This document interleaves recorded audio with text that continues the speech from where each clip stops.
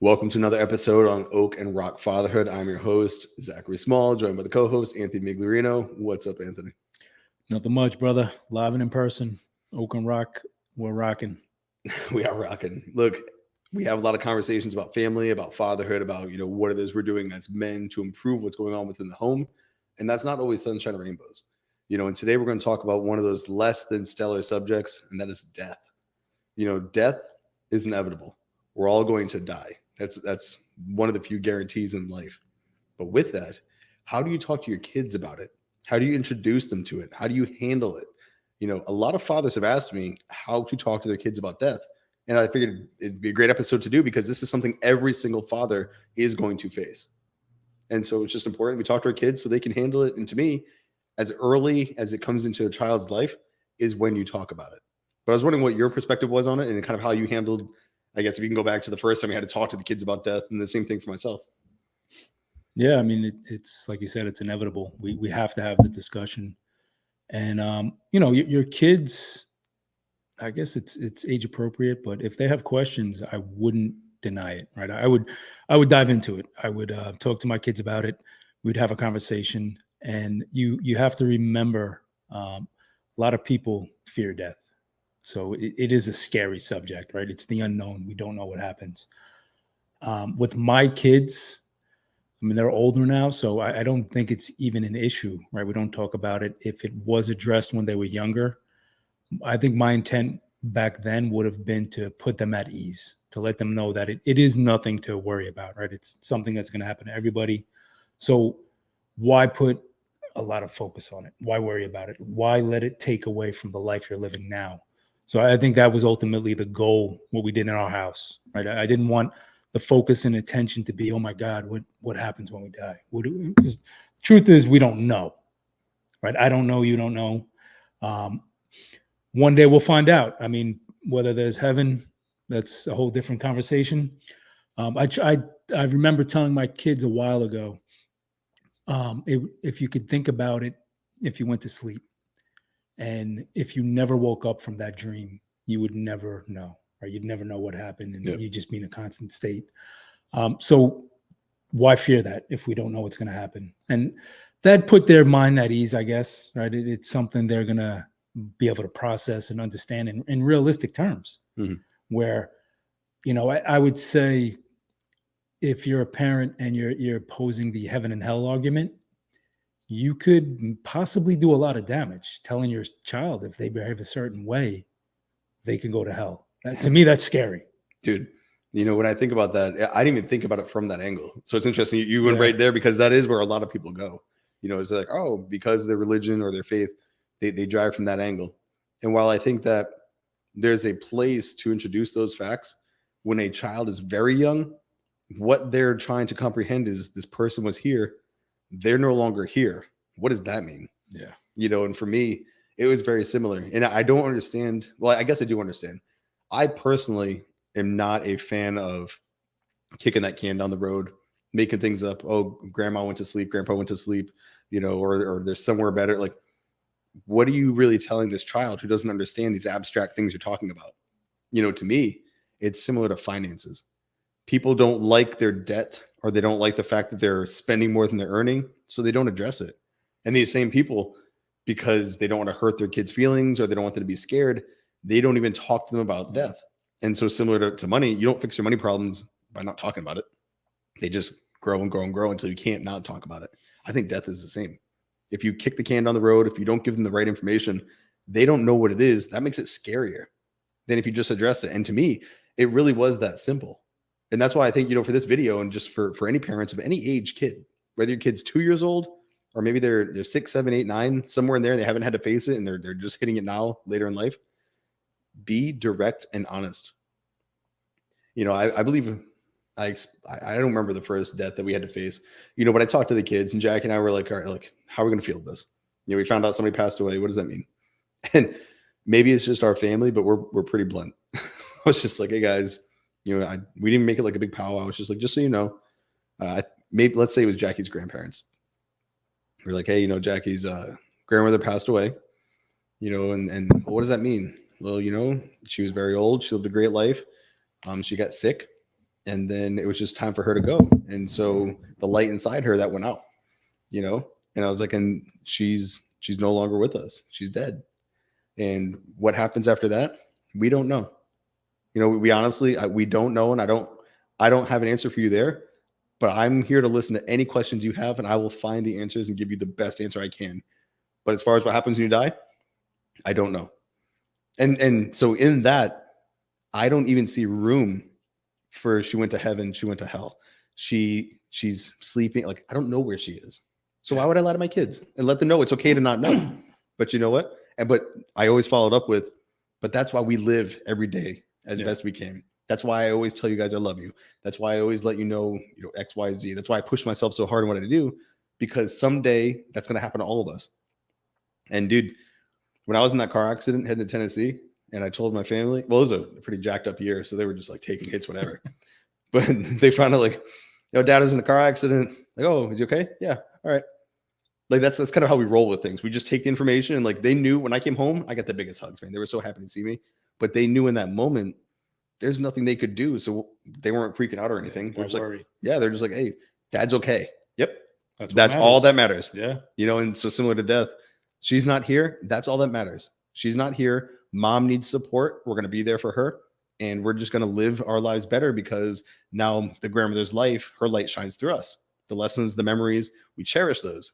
And then you kind of ran from there. And so my kids have never had an issue with this, and never a complex or a fear. And I think that if we were to kick the can down the road and say, oh, this, that, the other, they would be like, well, what does that mean? That just opens more questions, instead of just saying, hey, she's no longer with us. We live our best life. We're going to die. This is how it works. And so that sounds blunt to you. Yeah, obviously, I'm talking to my daughter. I'm not saying it that way, I but think it's an honest it's answer. it's along those lines of just, here it is. Here are the facts. Yeah. Here's everything I know, kid. Welcome to life. This is just another element that you're going to learn about. Yeah. I mean, why go through life worrying about death? Is that really living? What does that take away from the life that you do have? Same thing, you reference finances. Imagine worrying your whole life that you're going to be poor. It's the same thing. Like, focus on how you can be financially set, financially successful. Use your energy that way. If your kids, I mean, if they're young and you get them into the mindset that they have to worry about death, man, that's horrible. That's no way that they're going to work on growth and actually want to do good things in life. They're going to always be focused, well, what happens when I die? What is that? Is that going to be darkness? Is it going to be the unknown? Is it going to be empty? Is it going to be hell? Is it going to be heaven? Which, no matter where you fall on that spectrum, I think the center focus should be on the life they're living. Right? Mm-hmm. Teach your kids that. Teach your kids that, yeah, life is short. You're only allowed a certain amount of time on this planet. And you never know what could happen. Right? You could be taken off at any moment. So why not not just realize that, but why not live that? Or like, why not tell your kids how much you love them? Why don't you look to do great things with them, right? And it doesn't have to be extravagant or these big events, but just, family dinner time, being present, talking, having conversations, mm-hmm. and actually sharing each other's lives with each other. Or being able to have that conversation. It's a tough conversation to talk about death, but I don't think it needs to be so much of a focus or so much of a worry in our lives. And I think that with my kids, I definitely don't want them to fear what's going to happen when they die. I want them to focus more of their attention and time and their energy on what they can do to make an impactful life right now, who they can help, what kind of person they can become. Mm-hmm. Right. It's like endless possibilities. When you don't take it for granted, it's a known thing. Honestly, I would actually go back a second. There are some kids who are more aware or almost like hyper aware of time, of things going on. They're experienced or mature beyond their years. And so maybe even at a young age, they'll be like, I'm worried because I don't want to lose you. And they're very aware my parents are going to die before me, because they recognize you're older than me. This is an age thing too. And so with that, it's one of the reasons to sort of alleviate the blow is to get ahead of that. Hey guys, like, look, there will be a time I'm not here, but I love you with everything I have and every moment until then.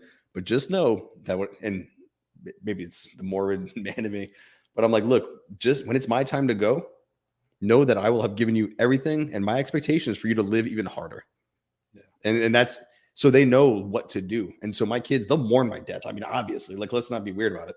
Like, a parent dying is horrible, especially a parent who's busted their ass to be a great contributing member to that family and connected and just loved. But that's the beauty of it, because that pain that shows up, it hurts so bad because you love so much and you were loved so much. And so for these kids, it will be hard.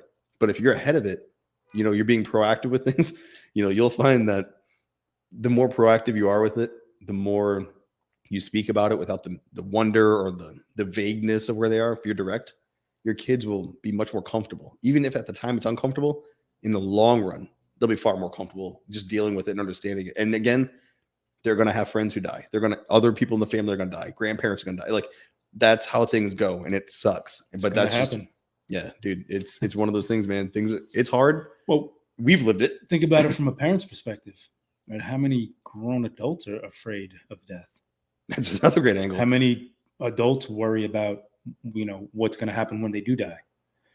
Who's going to take care of their family? How is that going to play out? Mm-hmm. I think about it from that element, being a dad.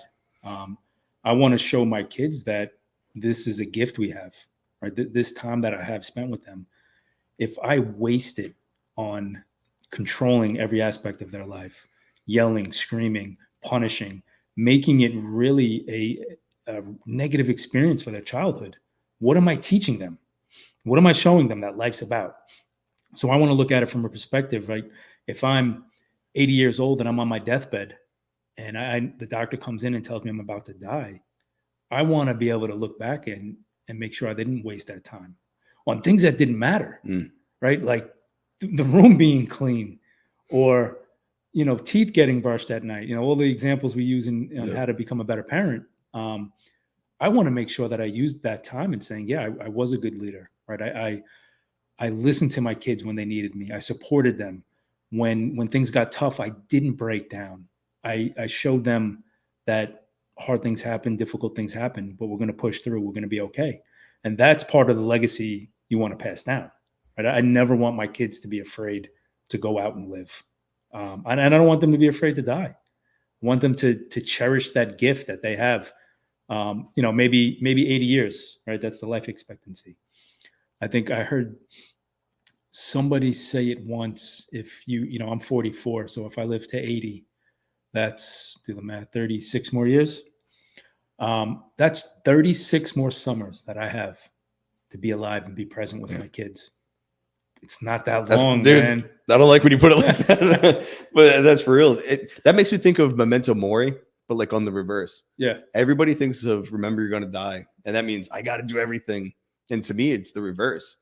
I'm going to die, so I need to leave behind and say all the things that need to be said for those who are left behind. Like, I'm going to go. And like I said, back to that trip, the closest near-death experience I've had was that car accident.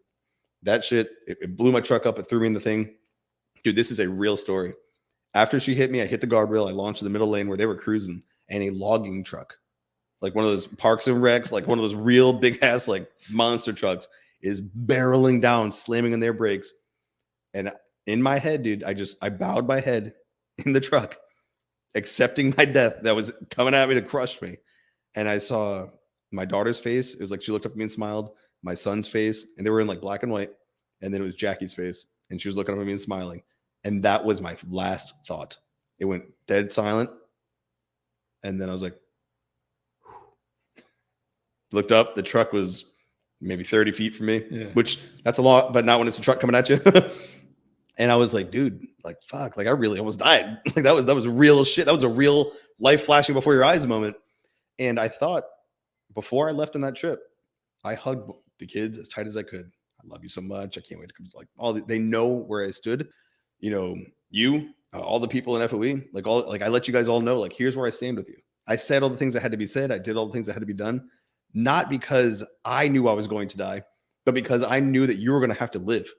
You all were going to have those shit. Like, I don't ever want my kids to think, well, what did dad think of me? Was dad proud? What would he want me to do? All those complexes, because they don't say it, because these men are thinking, I'm going to die, so I need to go bungee jumping, skydiving, scuba diving.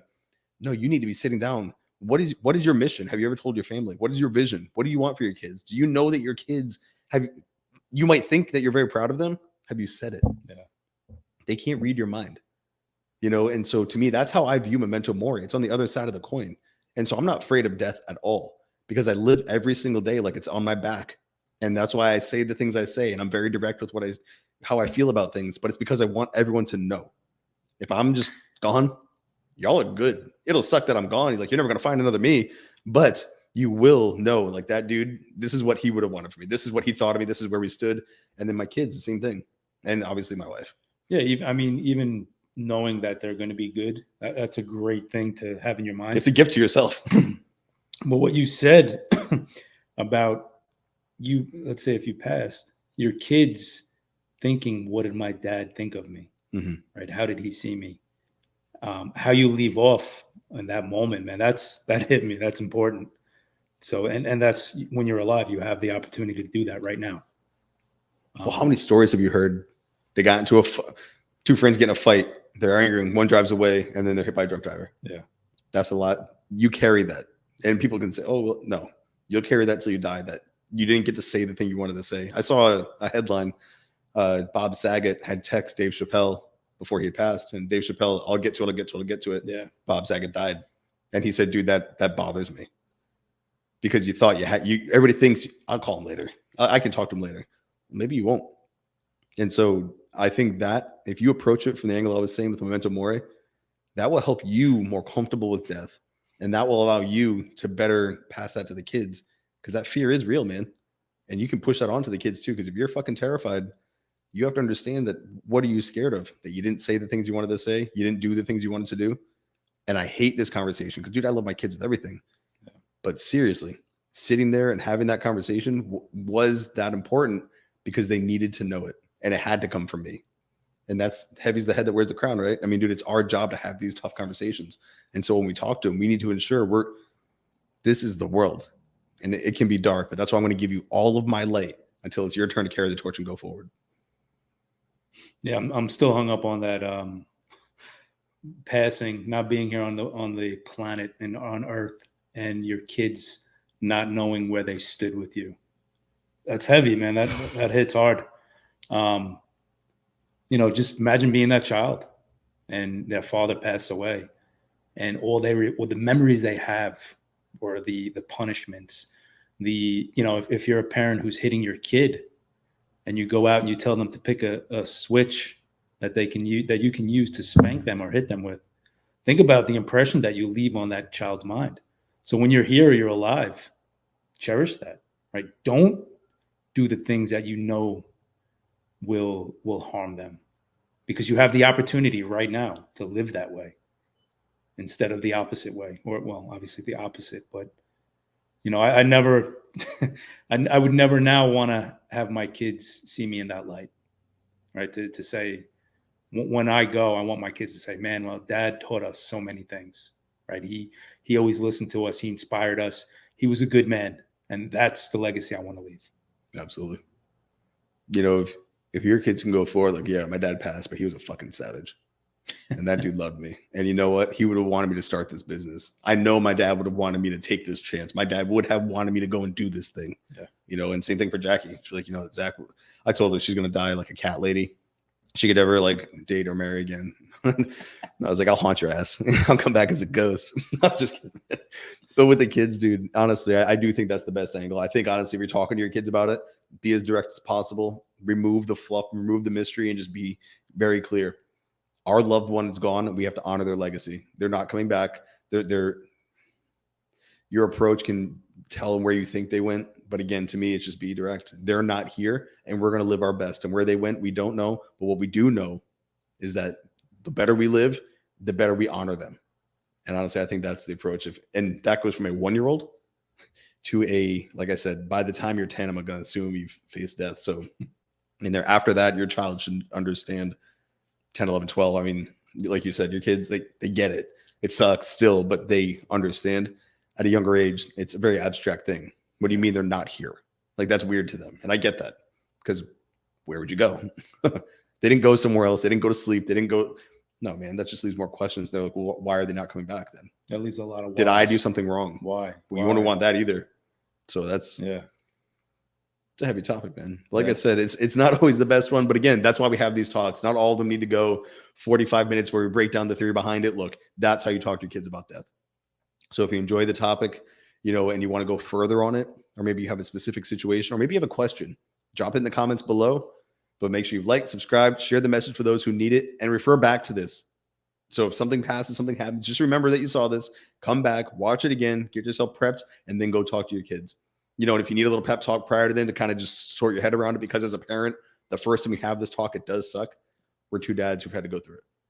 So reach out, touch base, we'll get it going. But this has been another episode on Oak and Rock Fatherhood. Thank you for tuning in.